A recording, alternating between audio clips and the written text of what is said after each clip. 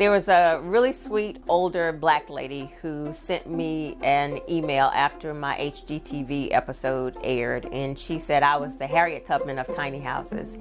And obviously she and I know I haven't done anything, as amazing as Miss Tubman, but I understood her point in that I was opening something up to black people that we previously may not have been considering, and that it was likely the first time that a lot of black people were seeing someone black living in a tiny house.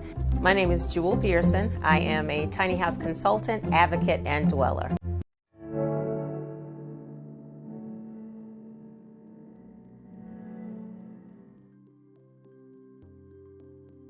I decided to make tiny house living my lifestyle in 2013 when I stumbled on another woman's story about building her own tiny house. Her story resonated with me, and then it just kind of made sense to me as far as building home. So I started researching and then started designing my house, and that was kind of how I just decided that this was what I was going to do. My tiny house is 28 feet long. It's about 9.5 feet wide.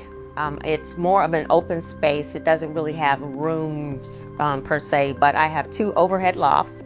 One of the lofts is my bedroom. One is seating space with plants and things. It could be a second bedroom if someone needed to utilize it. I have a full bathroom that includes a tub, washer dryer combo, a flush style toilet. I have a full living space with a very comfortable couch. That was kind of important to me as I was designing my house, so that comfort was always at the top of my list. I have a full walk-in closet, which was also on my must-have list. And I have what I consider like a galley-style kitchen. Cooking isn't on the top of my favorite list, but I do have enough space to cook a meal, and it works very functionally. And then just recently I added a sunroom space. So altogether with the new sunroom space, my house is about 480 square feet if you don't count the 2 overhead lofts.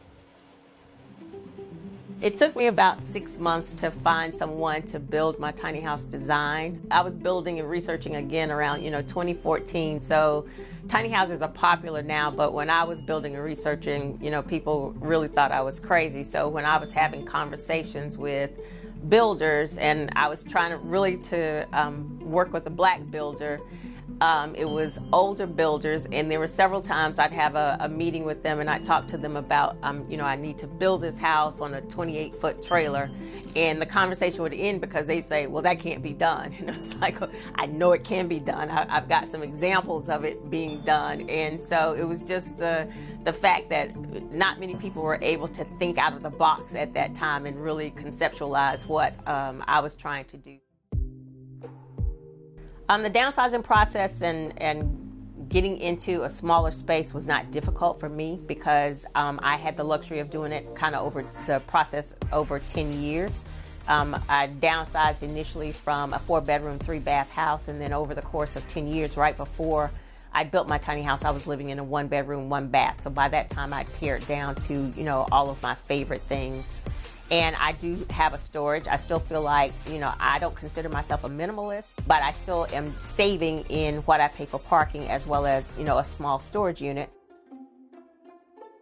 My tiny house operates very much like an RV. So I get my water and electricity from an existing structure that's already on the property. With the cities and counties not necessarily allowing tiny houses, it's very difficult to place a tiny house on a piece of property solely by itself. And they, most likely are not going to allow you to have water and electricity just for a tiny house. So I always am locating my house on a piece of property where there's already an existing structure, and then I get my power and my water from that structure.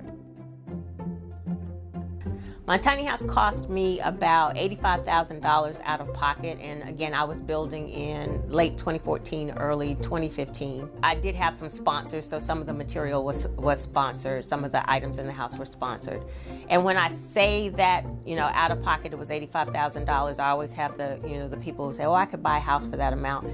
And then I always point out that it's not really comparing apples to apples, because that was $85,000 out of pocket, not a 15 or 30-year mortgage with interest interest, so that as that you pay $85,000, it ends up being 2-3 times, that amount overall by the time you finish that loan. So it was, $85,000, and I own my house. And what I do, is pay for parking for my house. So one of the main questions that's always asked is it, where am I going to park my tiny house? Is it hard to find a parking location for your tiny house? And that is one of the major challenges for tiny house living, because most cities and counties don't have rules around tiny houses. They're often not very accepting of tiny houses. So that is a challenge. For me, I always felt like it was something that I'd work out, it didn't stop me from building. I've had the most success in finding my locations through Craigslist, actually, and then word of mouth. But there are plenty of Facebook pages and groups in different cities that assist people who are looking for locations for tiny houses. One of the things that I have been working on is what I call cooperative communities, and that is an opportunity for Black farmers, Black landowners, and property owners who would be interested in allowing Black people who live in tiny houses or who are considering tiny houses in the future, would allow them to park their tiny house on their property.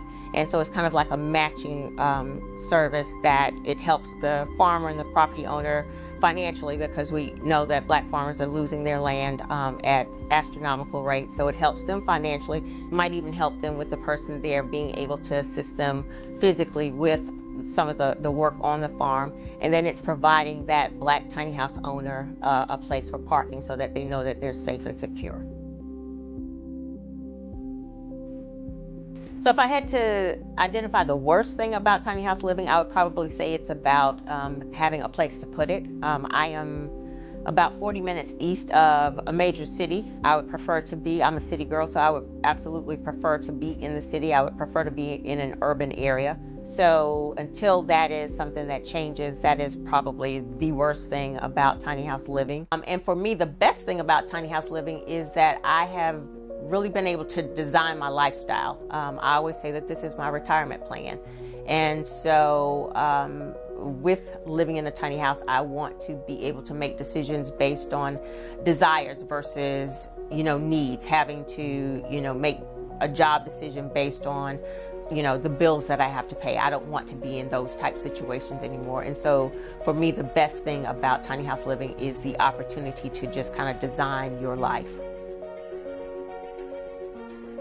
So I offer virtual tiny house tours and consultations. The tours are what I say for people who are interested in tiny houses and just kind of want to experience a tiny house. So I offer a tour. And then for someone who is, more sure that this is something that they want to do, then I offer a consultation, a one-on-one consultation to help them, figure out navigating the entire process. And then I also offer workshops. And so workshops, I consider them like Tiny House 101, which is the basics. And then a 201 that gets more into the building specifics.